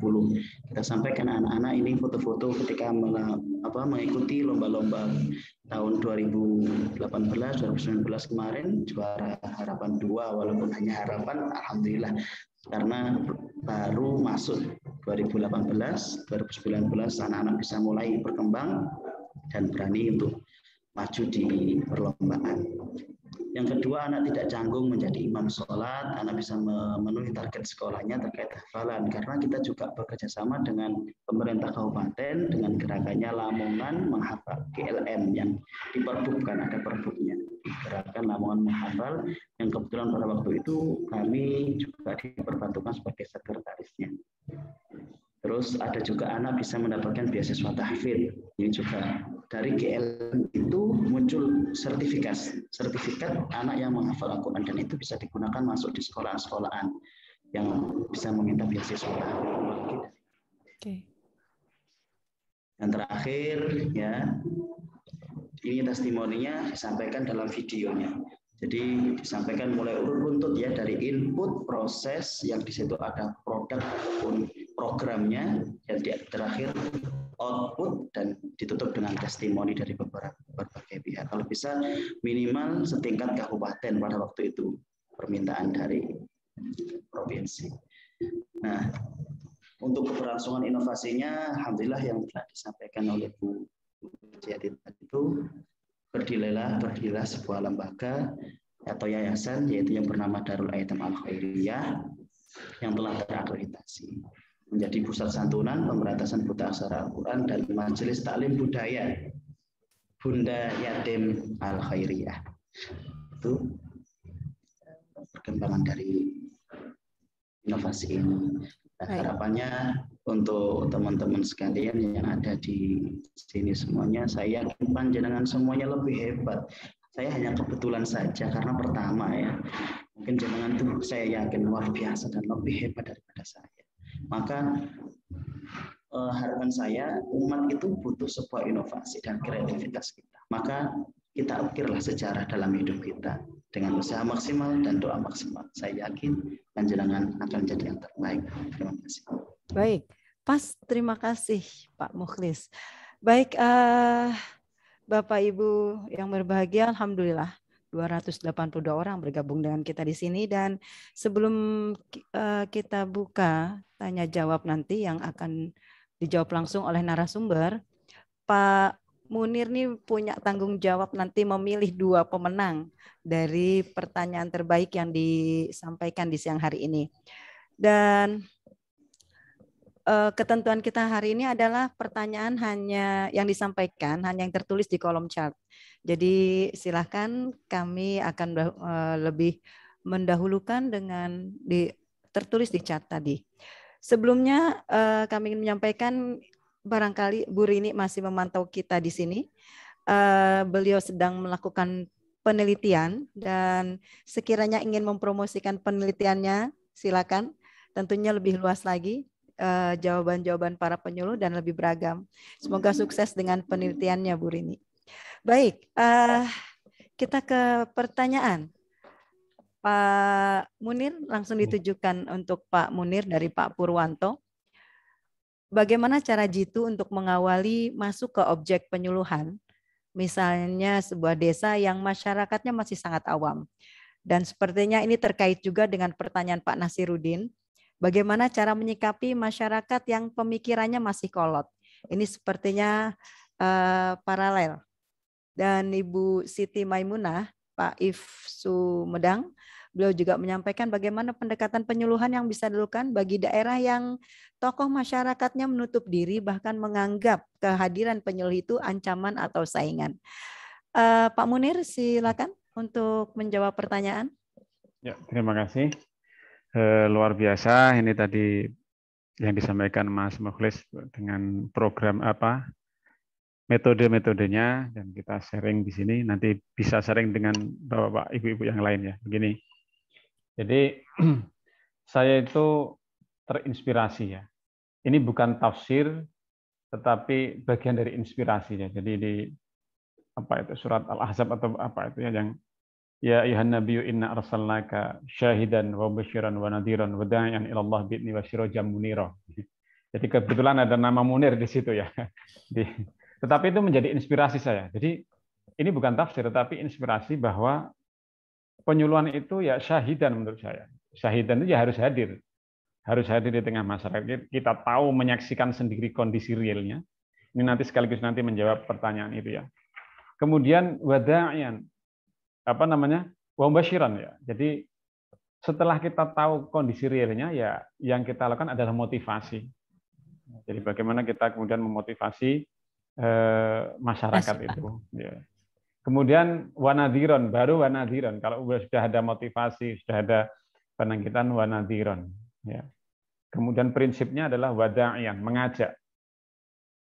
Wasyiro jamuniro itu mencerahkan. Ya. Penyuluhan kita kan setidaknya itu, menurut saya ya. Jadi menurut saya, dan itu menginspirasi saya dalam penyuluhan. Jadi ketika saya mau membentuk kelompok binaan baru, maka ya syahidan. Saya harus tahu kondisi real masyarakat itu seperti apa. Kemudian mubasyiron, ya kita kasih motivasi. Jangan kemudian datang-datang sudah ngasih ancaman kalau kamu nggak sholat neraka, itu kan dia sudah takut duluan. Maka kita mubasyiron, kita kasih motivasi. Apa sungguhnya mereka tidak sholat itu karena apa? Karena memang tidak tahu atau karena yang lain misalnya. Baru nadhiron ketika levelnya itu sudah nanti kita masuk di sana dan seterusnya nadhiron. Kemudian ada kita bicara hukum, kita bicara yang lain gitu ya. Nah, kemudian prinsipnya da'iyan sirajan munira, mengajak dan kemudian mencerahkan. Nah, gini, jadi terkait dengan pertanyaan ini awal ya. Pertanyaan dengan yang awam, yang kolot dan seterusnya. Saya seringkali pertama itu prinsipnya adalah silaturahim. Ketika masuk daerah itu ya prinsipnya silaturahim. Kita datang ke tokoh, kita datang ke takmir, kita datang ke siapapun, kita ngobrol saja. Ya, jika kita mendengarkan apa sebenarnya yang terjadi, kita catat, kita satu kali mungkin kita sekedar itu ya. Jadi kita silaturahim ke sana, kemudian kita kalkulasi, kita sistematisasi bagaimana kemudian karakter masyarakat seperti apa. Oh ini kalau ini awam. Maka kalau awam ya kemudian ya kita sering silaturahim. Intinya adalah silaturahim. Ya. Jadi kalau sudah sering silaturahim kita bisa diterima. Ya penyuluh itu kalau sudah bisa diterima di tengah masyarakat itu nyaman. Ya. Tapi problemnya itu kan kadang kita belum sudah mengambil gap. Kita sebagai penyuluh, kita sebagai ustadz begitu, kita menganggap mereka itu adalah jamaah kita langsung gitu. Padahal kita buat sejajar dulu. Mereka adalah sama gitu ya, sama kita. Jadi kita sejajarkan syahidan itu. Nah, kalau kita sudah bisa menyelami itu, nanti kita akan menemukan metode-metode yang pas untuk wilayah itu seperti apa. Nah, yang kedua, masyarakat misalnya ya, jadi masyarakat itu berbeda dengan kita misalnya dalam amaliyahnya, dalam ibadahnya misalnya. Maka jangan dianggap mereka itu lawan. Pertama kali kita atau bahkan orang yang belum melakukan ibadah, itu jangan dianggap mereka itu lawan kita. Mereka hanyalah korban dari ketidaktahuan. Nah, kalau kita sudah menganggap mereka lawan, maka selamanya kita akan terus berhadapan-hadapan. Tetapi kalau kita menganggap mereka itu korban dari ketidakpahaman, maka kita akan merangkulnya. Dan itu berangkat dari hati. Kalau hati kita sudah menganggap mereka itu lawan, maka sulit sekali masuk kepada hati mereka. Tetapi ketika kita sudah membuka diri, mereka itu korban ketidaktahuan, maka kemudian kita akan merangkulnya. Itu pendekatan-pendekatan. Yang kedua, libatkan semua stakeholder. Kita harus punya jaringan. Nah, ini yang termasuk video ya. Salah satu penilaian di video itu testimoni. Nah, orang kalau mau minta testimoni kemudian tidak ada silaturahim, tidak punya jaringan, itu ya tiba-tiba mau lomba suruh testimoni, itu ya nggak tepat. Kita mau minta aja sudah agak gimana begitu ya. Tetapi kalau jaringan kita sudah kuat, programnya sudah kita bareng-bareng, mereka ya mengalir saja karena sudah mengakui ya, sudah mengakui sejak awal peran kita gitu ya. Ini yang terkait dengan situ. Jadi masalah metode penyuluhan itu bisa beragam, tetapi pendekatan ke jamaah itu bisa diawali dari kita hadir di situ, menyelami masyarakatnya, jangan lupa pakai hati, gitu ya. Jadi apa yang dari hati akan sampai ke hati, kira-kira begitu ya. Jadi, tetapi kalau kita hanya sampai pikiran ya, hanya pikiran saja tanpa hati ya tidak akan sampai. Itu barangkali beberapa hal terkait dengan pertanyaan. Terima kasih Pak Munir. Ya, Dan penanya berikutnya akan saya arahkan kepada Pak Mukhlis ya. Tapi Pak Munir tetap bertugas mencari dua penanya terbaik. Baik, Pak Mukhlis, ada pertanyaan. Ini sebenarnya Mbak Ida Farida dari Kota Bekasi mengajukan kepada Bu Rini. Tapi nggak ada salahnya saya sampaikan kepada Pak Mukhlis. Kepekaan dengan lingkungan itu seperti apa? Tipsnya nanti minta gitu. Itu Bu Ida. Dan saya coba gabung ya Pak Mukhlis. Itu Bu Ida minta bagaimana sih tipsnya agar kita lebih peka kepada lingkungan. Tentunya akan meningkatkan peran aktif penyuluh di masyarakat. Kemudian dari Bu Novi, beliau menanyakan cara untuk menghadapi anak-anak yang terlantar. Pas banget dengan binaan Pak Mukhlis, merangkul mereka tuh bagaimana caranya, sementara dinas sosial sendiri ada tapi sepertinya kurang maksimal. Nah, ini hasil kolaborasi Pak Mukhlis dengan dinas sosial tadi sempat dikupas. Dan bisa juga kami masukkan nanti untuk Pak Mukhlis metode pembinaan majelis taklim di tempat pariwisata, yaitu pantai yang banyak hiburannya. Silakan Pak Mukhlis.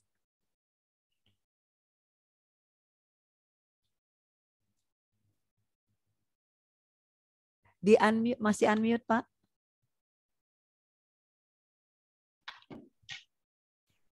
Terima kasih pertanyaan yang luar biasa. Sini yang pertama yang saya tulis adalah tips peka di lingkungan. Peka itu berarti kita mampu merasa, mampu melihat, dan mampu mencari apa yang menjadi sumber permasalahan atau akar dari permasalahan tersebut. Jadi sebelum kita bisa menemukan masalah, kita harus peka di lingkungan. Nah, bagaimana tips peka? Yang pertama adalah kita harus sering-sering bersosialisasi dan merangkul jamaah-jamaah kita.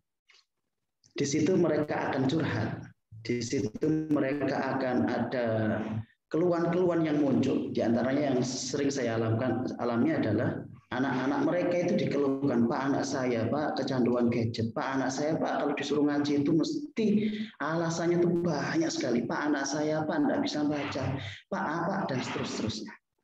Nah, jadi tips yang pertama adalah sering-seringlah berkumpul atau bersosialisasi dengan jamaah di lingkungan kita, jamaah dengan di tetangga kita dan masyarakat kita.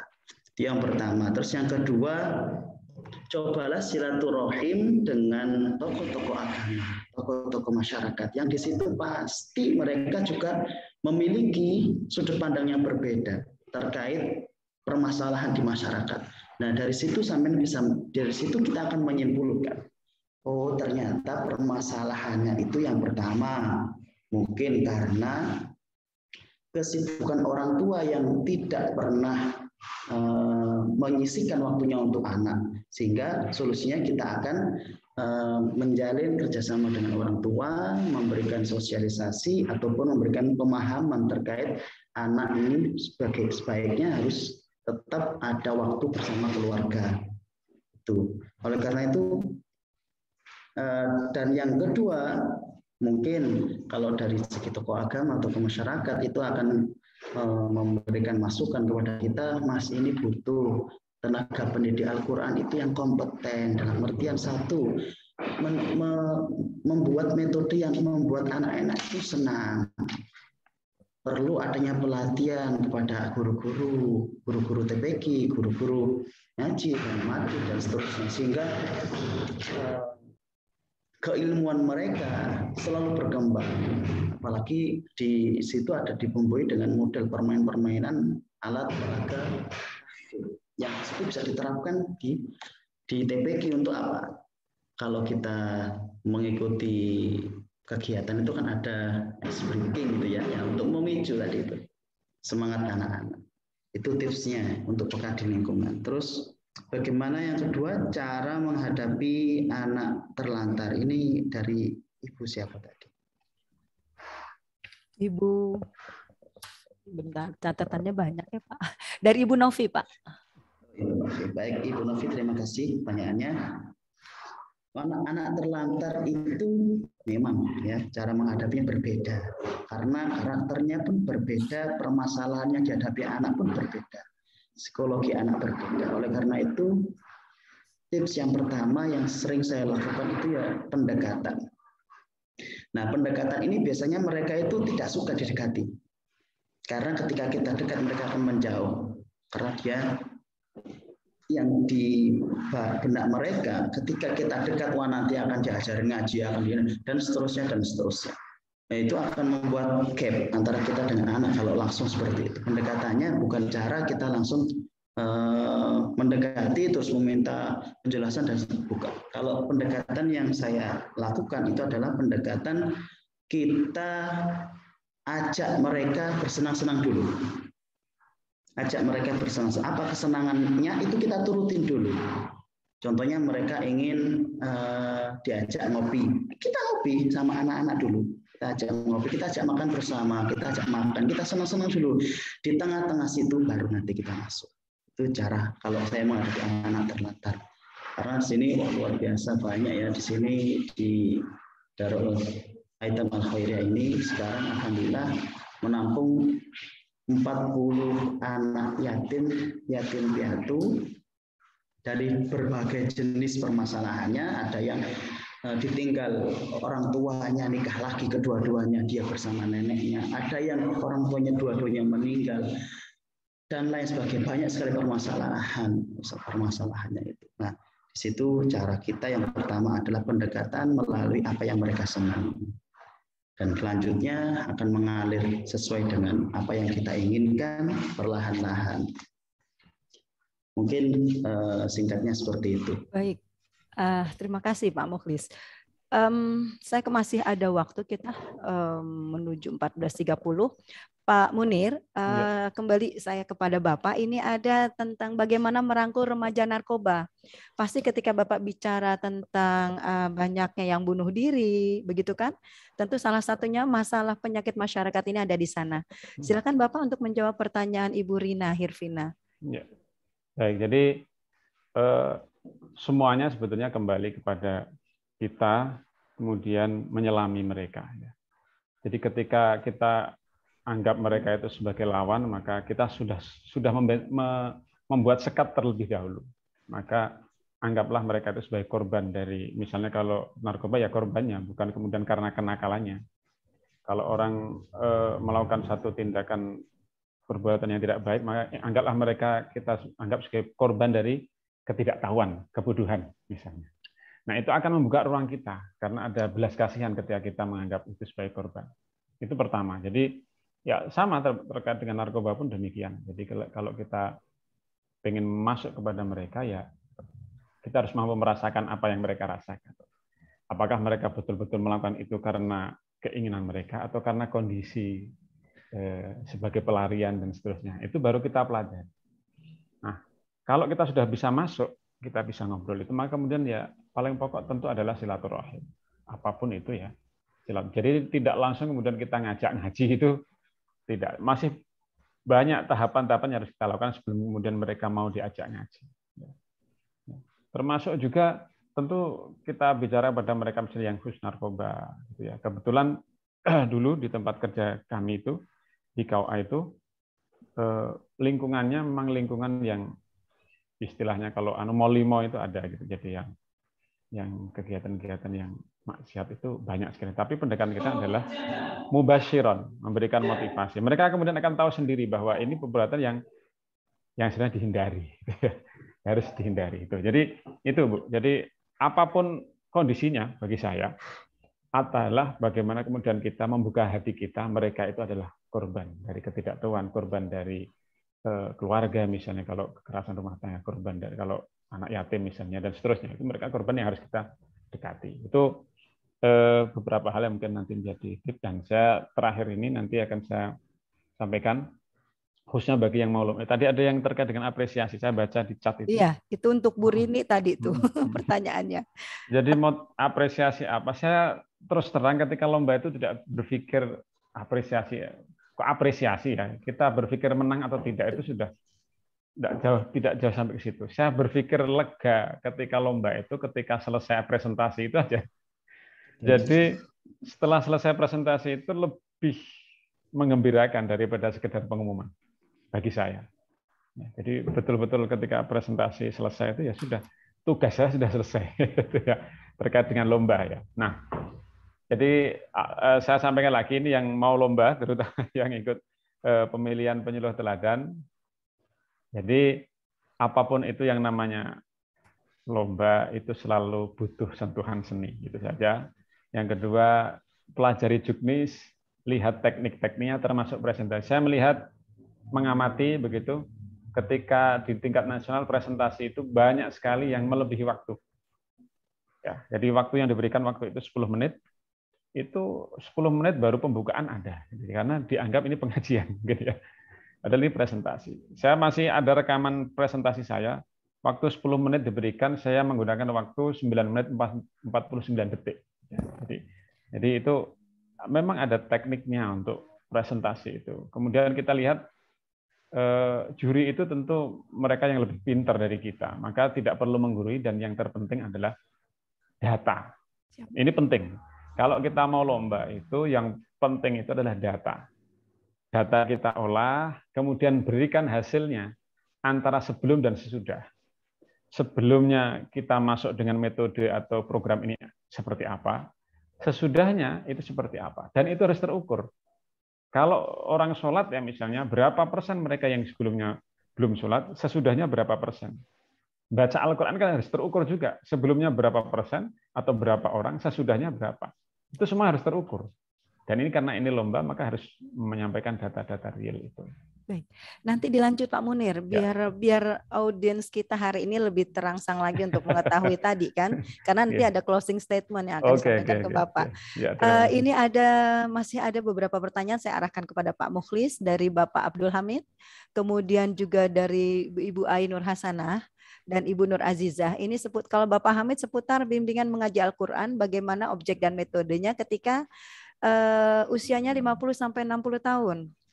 Kemudian kalau Ibu Ai, dengan 1 jam durasi waktu yang dimiliki, materi itu baiknya disampaikan di mana? Awal, tengah, atau akhir? Dan Ibu Nur Azizah, bagaimana caranya menumbuhkan minat baca bagi Majelis Taklim kaum ibu? Pak, 2 menit Pak Mukhlis, karena kita menjelang closing statement. Silakan Pak Mukhlis. Baik semuanya. Terima kasih. Pertanyaannya sangat luar biasa semuanya ya. Saya sangat mengapresiasi, terima kasih pertanyaannya. Untuk yang pertama, bagaimana mengajarkan pada objek binaan kita yang lansia, begitu ya, 50 tahun ke atas. Ya.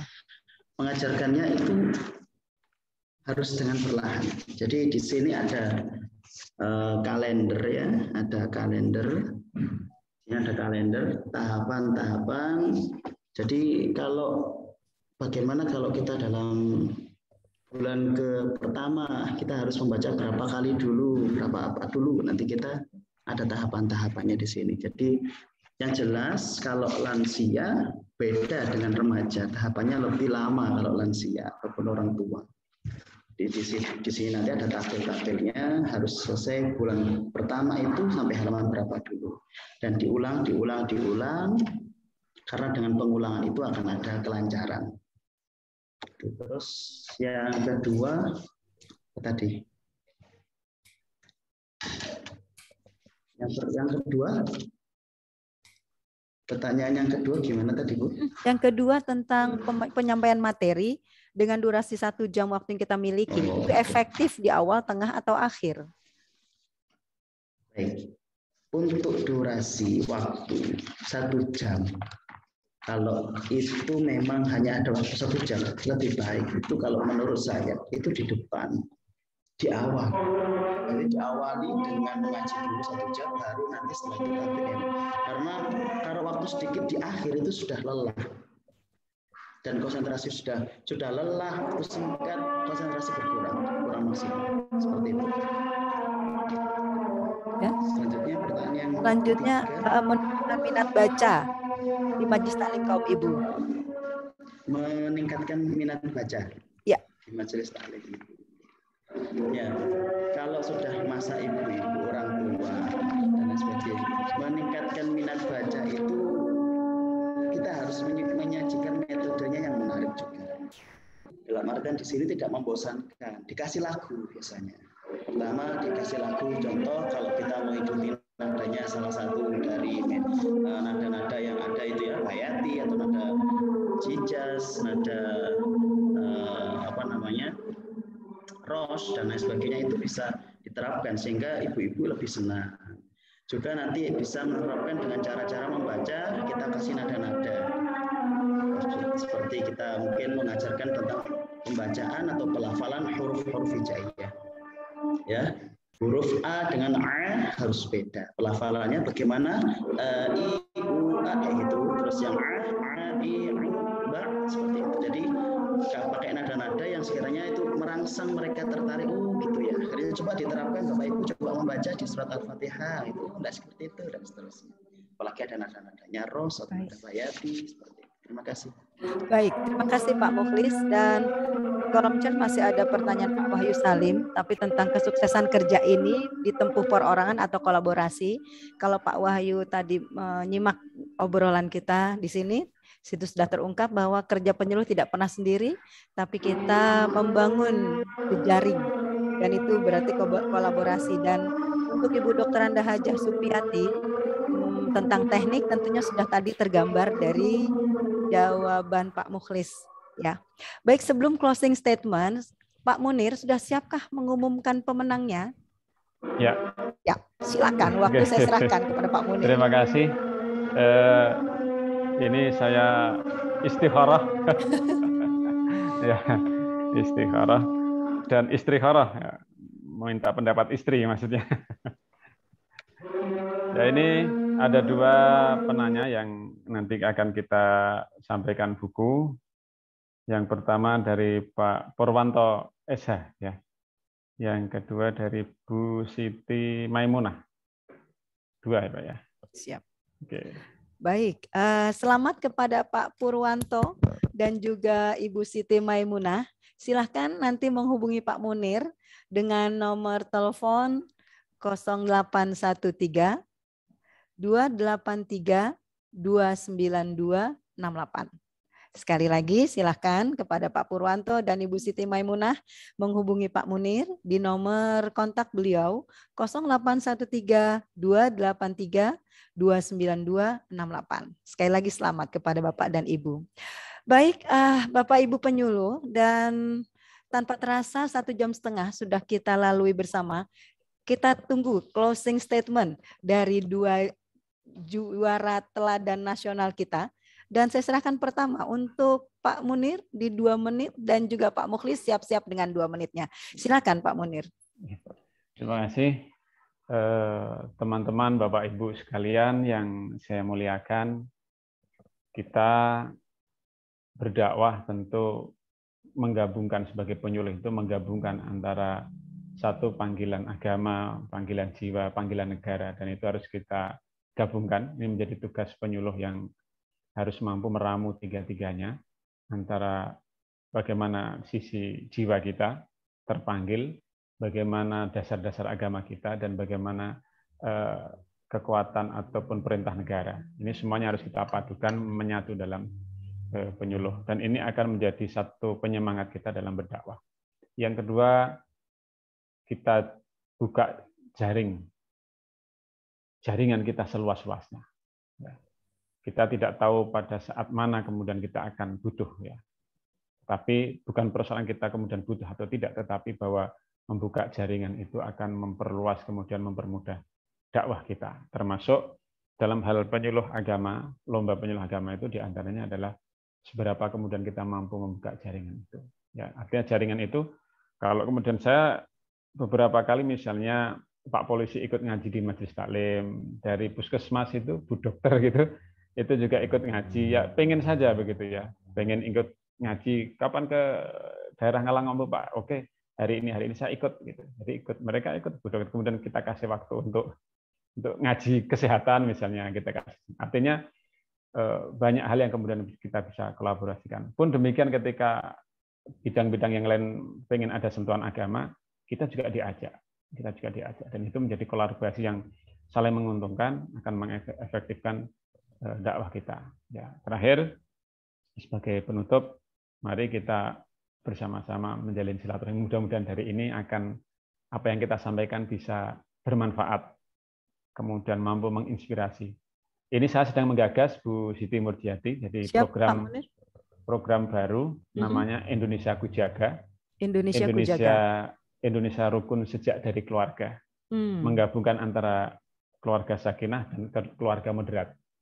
Sedang kita susun, mudah-mudahan nanti bisa menjadi program ya setidaknya bisa disambut mungkin ya. Kita sedang diskusi dengan Bu Alisa Wahid untuk mengegulkan program ini. Kita sharing itu mudah-mudahan menjadi satu program dari penyuluh untuk Kementerian Agama. Ya. Terima kasih. Sepertinya kita colek Pak Naif Adnan lagi Pak nanti. Oh iya, ini Pak Bang Naif belum ya. Biar kita buka di channel ini lagi Pak. Itu hadir. Belumnya Pak Bang Naif ini sang direktur ini. Jadi nanti kayaknya launching pertama layaknya di channel ini Pak. Karena Bapak komen pertama di sini, ya. Baik. Indonesia Kujaga. Ini nanti tugasnya Bang Naif untuk mengegulkan ini. Siap. Baik, Pak Mukhlis, kalau tadi closing statement Pak Munir seperti itu, nah sekarang nih harapan Pak Mukhlis deh. Gitu kan, tadi kalau Pak Munir lebih kepada kepersiapan ya. Nah ini harapan Pak Mukhlis kepada para petarung besok nih di 2021. Nah, silakan.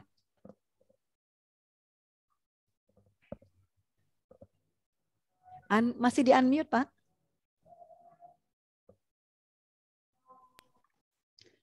Harapan yang ingin saya tularkan kepada teman-teman yang nanti akan berjuang ya. Yang pertama itu adalah lakukan dengan ikhlas. Ya, lakukan dengan ikhlas, sucikan niat. Tidak ada harapan lain kecuali mengabdi sama umat. Jadi umat itu butuh kehadiran kita, maka ukirlah sejarah hidup kita dengan prestasi kita. Cukup? Alhamdulillah. Wow, itu yang layak WOW Pak. Sedikit, tapi seperti itu adanya luar biasa. Baik, Bapak Ibu yang berbahagia, rasanya oase ilmu nggak akan pernah berkurang dari kehidupan penyuluh. Karena pasti warna satu daerah dengan daerah lainnya berbeda, warna objek dakwahnya dengan warna objek dakwah yang lain berbeda akan memunculkan kreasi yang berbeda pula. Baik, kita tunggu kepada Bapak Ibu penyuluh kreasi-kreasi dan inovasi di kegiatan masing-masing lewat channel ini. Tentunya mudah-mudahan Bang Naif Adnan tetap mau mendampingi untuk ketuk tular kesuksesan penyuluh dengan slogan kita bersama, penyuluh agama Islam bergerak. Demikian dari kami, terima kasih untuk perhatian semuanya. Sampai ketemu Jumat depan di sesi berikutnya di talk show penyuluh agama. Dan Pak Naif, silakan untuk closing. Kita ketuk juga Pak Naif, silakan. Silakan ditutup aja Bu Apo. Oh begitu, itu perintahnya suruh tutup. Baik. Ini empunya harus bicara nih, empunya ini. Tuh, yang empunya tetap wajib bicara. Yang jelas minggu depan kita akan menghadirkan juara 1 tahun 2019. Oke. Juara Jumat satu. depan. Ya, Jumat depan. Baik. Kita masih tunggu ya. Baik Bapak Ibu yang bahagia, terima kasih untuk kebersamaannya di siang hari ini. Mohon maaf atas segala kehilafan. Sukses selalu untuk penyuluh agama Islam dan sampai ketemu Jumat depan. Assalamualaikum warahmatullahi wabarakatuh. Waalaikumsalam warahmatullahi wabarakatuh. Terima kasih kepada semua para pengisi acara, para host, kemudian narasumber Kang Munir, Cak Mulis, terima kasih semua. Matur nuwun Bang Naif difasilitasi. Sami-sami Kang. Sehat selalu. Hostnya boleh menyalakan mikrofon semua, siapa tahu ada yang mau bertegur sapa. Monggo Mas Alif. Ini sebentar lagi channelnya Bang Naif ini nyaingi ini dah. Deddy Kobusier ini dah. Amin. Channelnya Bang Naif dapat apresiasi dari Kabupaten Lamongan, Mas. Kebetulan Pak Kasihnya menyuruhkan seluruh penyuluh sekecamatan kabupaten untuk mengikuti ini. Good to know. Ini Indonesia Ku Jaga, Pak Munir. Ya. Layoutnya ya, seperti apa sih sedikit kalau boleh tahu. Ini masih awal ya, jadi masih butuh pematangan. Tetapi intinya Indonesia Ku Jaga ini ingin berbasisnya keluarga, membangun moderasi basis keluarga. Okay. Sekaligus keluarga sakinah. Jadi satu dayung itu sekali. Dua hal ini yang dapat. Jadi membangun keluarga yang moderat dan sakinah. Berarti bisa jadi termasuk bagian dari materi Binwin ya?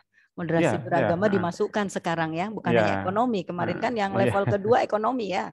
Berarti ketiganya moderasi beragama masuk. Karena selama ini moderasi ya seperti di awang-awang aja.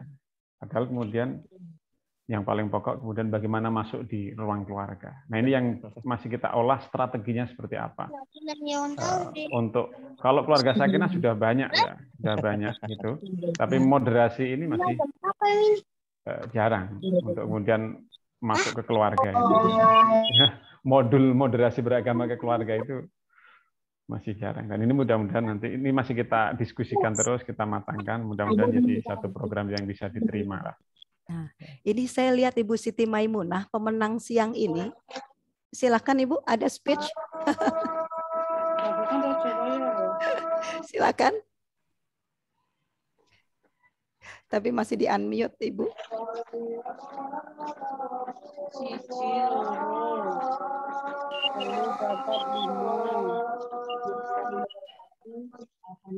Apa nih kesannya nih jadi pemenang? Bu Maimunah.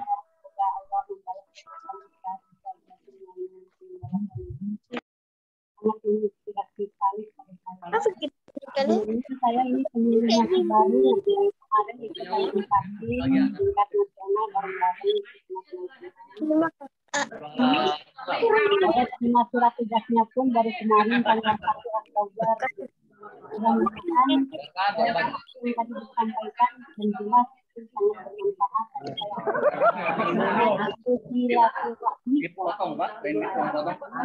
Membuat kita rasa nyaman. Kehadiran kita itu bukan ancaman, tetapi justru kita bersama-sama dengan mereka dan kita membuat sesuatu yang baru. Atau tadi ada kata-kata saya ambil. Jadi kita justru bersyukur ketika ada masalah, karena dengan adanya masalah maka kita akan mempunyai program. Itu kan Intan.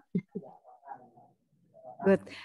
Luar biasa ya, dapat ya Bu ya dari pembicaraan kita hari ini ya.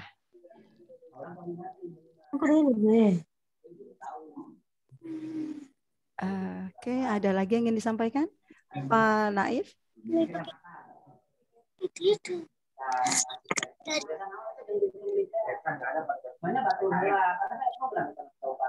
Bu Murjati ini tahun berapa ikut 2019 Pak. Oh kemarin ya? Baru kemarin saya ambilnya panti asuhan karena turunan dari Bapak Anies Baswedan itu kan kesuksesan di abad 21 itu jika seseorang memiliki 3 poin.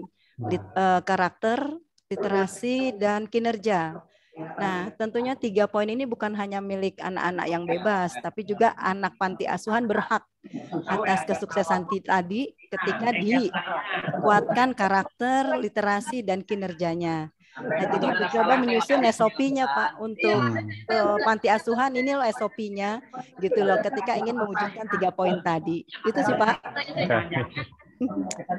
Sederhana. Ini kalau ikut 2018 saya kalah ini kayaknya ini.